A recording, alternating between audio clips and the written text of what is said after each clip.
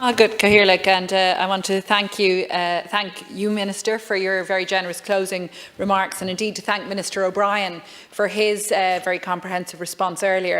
And Minister Noonan, I do absolutely agree with you. I'd be delighted to move forward with this bill in a spirit of collaboration, as you and Minister O'Brien have suggested. And indeed, I've already indicated to Minister O'Brien I'll take him up on his offer of meeting with officials in January to see how we can make progress with this bill. I have a good track record of working from opposition with government to ensure the passage of legislation, and I'm absolutely open to amending and improving on the bill where necessary to ensure that we see the principles that it enshrines brought in. And I do acknowledge the a great deal of good work that is going on, absolutely, to improve and enhance the amenity of Dublin Bay. But I think the core issue here is the lack of coordination, the lack of joined-up thinking, and the lack of a framework within which the work can continue and within which there will be democratic accountability. And I suppose the four key principles that I want to see brought in and that I think are currently lacking and that this bill would address are the need to ensure adequate protection for the environment, and that's absolutely huge. Clearly, this is, as you and others have pointed out, this is a biosphere. We have a UNESCO designation for the Bay, and we need to ensure that there's a proper framework in place to ensure its protection and its sustainable development. Secondly, we need to ensure that it's improved as a public amenity, and I think, Minister, you've very rightly pointed out the cultural significance of the Bay, and others too, Deputy O'Snuddy and others. I don't think Deputy O'Snuddy, anyone else, can claim to have had the Bay in their windows or in their bedroom as but I think the stories that other colleagues have told today about their own experience of Dublin Bay, and my own experience as a swimmer in the Bay and such every week, that really speaks to that cultural significance for all of us beyond the public amenity aspect. It has this huge visceral importance for us. So that's the second point. The third issue that, again, I think is lacking currently is a democratic accountability in the structure or the framework for the planning and development of the Bay Area. And the fourth issue, and probably the overarching one then, is that issue around coordination and the need for joined-up thinking. My colleague Dermot Lacey, who I've spoken about already and who's done so much work to try and improve coordination of the Dublin Bay Area, he's spoken about how 9 different statutory agencies currently have responsibility. We know, of course, there are 4 different Dublin councils, and others have spoken about the great initiatives that have been taken in Fingal and Dunleary Rathdown in Dublin City Council around the Bay amenity. But it's the need for a joined-up coordinating body with statutory power that will also have democratic accountability. That's really what we're seeking to address in this bill, to ensure that the environmental amenity is protected and that the public realm is protected too. And Deputy O'Riordan spoke very eloquently about that too. So I'm very happy to work with the government to ensure that we can bring into being a legislative framework that will address those 4 concerns around environment, around public amenity, around democratic accountability and around coordination. I want to speak in a little more detail then about some of the issues that colleagues have raised, but I do just want to acknowledge those who've spoken and the great support we've gotten on a cross-party basis, not only from you, Minister Noonan, and Minister O'Brien, but also from Deputies Boyd Barrett, Andrews, Devlin and O'Snuddy. And I do also want to acknowledge Deputy Carol McNeill, who can't be here, but who's previously indicated great support and who indeed has worked with me on the water quality issue.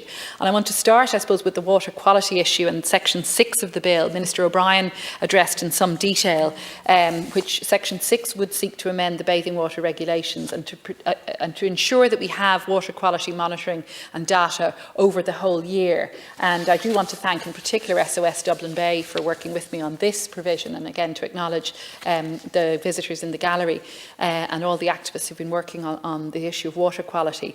And I listened very carefully to what Minister O'Brien said. I've engaged myself with Uisce Éireann or Irish Water on the UV testing. I'm delighted about the UCC project that's underway, and I'm delighted to hear both ministers speak about the need for real-time monitoring to ensure informed decision-making for those who wish to swim in the Bay.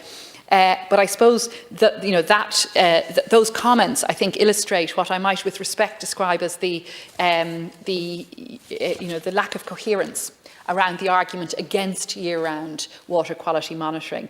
If I may say, it's a little bit like the derided policy, old policy in the US military, don't ask, don't tell. The argument is, if we were to do testing year-round and the water quality is poor, well, then we'll have to stop people swimming. The water would be designated as unswimmable. We'll have to close particular designated swimming areas. But I think that misses the point. What we need to do with the data is ensure that we can improve the water quality. In other words, use it to change things. So it's a bit like saying don't go to the doctor because you might get a diagnosis. The whole point is we want to use the diagnosis to avail of treatment and to engage in treating the water and improving water quality and trying to find out what's wrong with it. We don't want to swim in unsafe waters. Clearly nobody does. But we do want to swim year round. You know, I swam 3 times last weekend, you know, and there were huge crowds swimming around the bay. Other colleagues have spoken about in their own areas about the huge numbers who are now swimming year round. So the reality is that the whole of Dublin Bay is now a designated bathing area. I know I have a Labour colleague, Martha Fanning, who tells me she swims at Blackrock Dart Station, at Williamstown.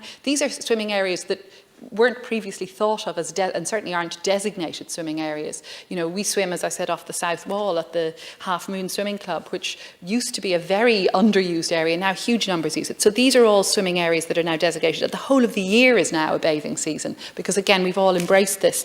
So many people have embraced it. And it's not just about swimmers. Clearly there are many others who are using the water, who are using the bay, and who would like to see the water quality improved. You know, I'm hearing from constituents about dead birds, dead seagulls, even dead foxes on the beach. Others have spoken about dog fouling as a really serious issue. Huge concerns around sewage. We've spoken about the Ringsend wastewater treatment plant. Not long ago, 300,000 tonnes of sewage sludge being dumped in the Dublin Bay every year. Now, certainly there are measures, very welcome measures underway to address this, but what we lack still is that coordinated statutory framework to address issues around pollution, issues around water quality, and which would ensure protection for the environment and protection and enhancement of the public realm, the public amenity that is the bay. And I suppose that brings me to the point about the structure of the new authority. And again, just to address some of the issues the Minister O'Brien raised, what we sought to do in the bill is to use existing frameworks. So yes, the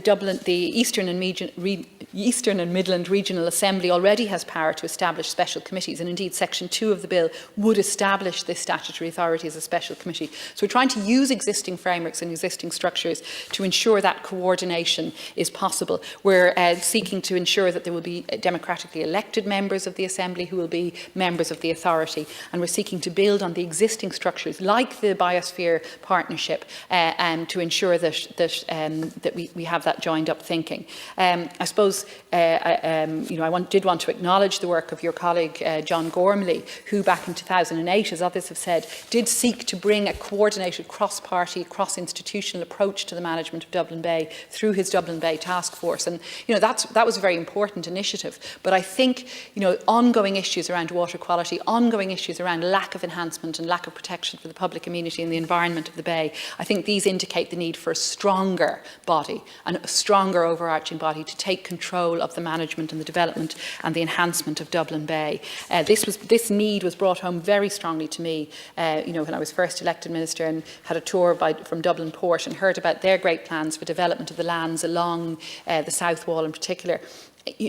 But again, I've also seen their work with Birdwatch Ireland. That's very welcome. I've met with Covanta, who also obviously have a huge stake in the surrounding area around Ringsend and Poolbeg. But the point is that we need to ensure that the representatives of the public interest are playing a really central role in planning what happens with Dublin Bay, not just Poolbeg and Ringsend, which obviously is my own constituency, and Sandymount and Merrion, but also all around the bay. As I've said, our bill talks about Dublin Bay as stretching from the Bailey Lighthouse to Sorrento Point, and it's that overarching control, management, coordination that we need to see brought about through a measure like the Dublin Bay Authority. So I really do look forward very much to working with you, Minister, with your colleagues in government and with colleagues cross-party to ensure that this bill, or the principles within it, will be enshrined in law. And I do want to thank finally just again all the activists. I've mentioned the group SAMRA, SOS Dublin Bay, but also the Seal Sanctuary, the Commodores in Dunleary, the Flossie, the Beach Cleaners,